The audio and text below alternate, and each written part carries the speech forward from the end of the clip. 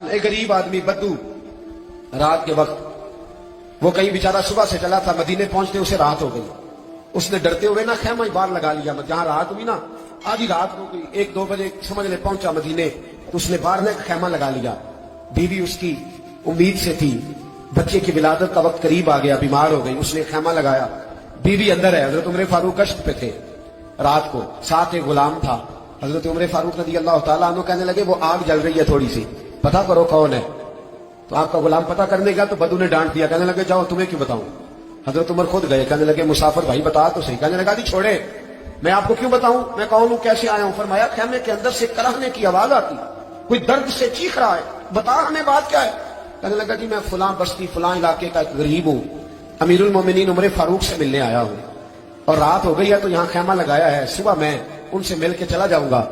تو رات کو تکلیف دینا پسند نہیں کیا، تو میری بیوی امید سے تھی، اب بچے کی ولادت کا وقت قریب ہے، پاس کوئی نہیں. حضرت عمر کہنے لگے تو ٹھہر میں ابھی آیا. چہرے پہ نہ کاٹ، اسے بتایا نہیں میں ہی امیر المومنین. عمر دوڑے گئے، اپنی زوجہ سے کہنے لگے اگر تجھے بہت بڑا اجر مل رہا ہو تو حاصل کرے گی. کیا کروں گی. تو کہنے لگے چل پھر میرے ساتھ، بہت بڑا اجر ہے. ایک دوست کے ہاں ولادت کا وقت ہے، ضرورت کی چیزیں ساتھ لے لو. اس عورت نے تھوڑے دانے لے لیے، گھی لے لیا. حضرت عمر سے کہنے لگی لکڑیاں اکٹھی کر لیں. امیر المومنین کاؤنسلر کی بات نہیں بتا رہا آپ کو، میں آپ کو MP A کی بات نہیں بتا رہا، MLA کی بات نہیں بتا رہا، جو 10 گاؤں کو ملا کے چیئرمین بنا اس کی بات نہیں بتا رہا. اس کی بات بتا رہا ہوں جو 22 لاکھ مربع میل کا حکمران ہے. اس کی بات بتا رہا ہوں جو گلی سے گزرے تو شیطان رستہ ہی بدل جاتا ہے. اس کی بات بتا رہا ہوں جس کے بارے میں میرے مصطفیٰ کریم صلی اللہ تعالیٰ علیہ وآلہ وسلم نے فرمایا میرا عمر تو وہ ہے کہ 950 سال حضرت جبریل بھی اس کی شان بیان کرے تو عظمت ختم نہیں ہوتی. اتنا بڑا شخص. حضرت عمر نے لکڑیاں اکٹھی کی، اینٹوں کا روڑے لے کے چولہا بنایا، پہنچ گئے. آپ کی زوجہ کہنے لگی یہ تھوڑے دانے ڈالنے، گھی ڈالنے اور ایک لکڑی لے کے اس کو ہلائیں، تیار کریں. خود زوجہ اندر چلی گئی، حضرت عمر باہر پکانے لگے. وہ بدو کہتا ہے میں اس طرح کا ان کے ساتھ بہیو کرنے لگا جیسے کو کسی چوکیدار کے ساتھ نہیں کرتا. میں نے سمجھا یہ عمر نے چوکیدار رکھے آنے جانے والے مہمانوں کا. میں کبھی پانی کا پیالہ مانگتا، کبھی کوئی بات، عمر دوڑے جاتے، کبھی پانی لاتے. او مسلمانوں، او میرے رسول کے غلاموں، عزیزوں، حضرت عمر فاروق.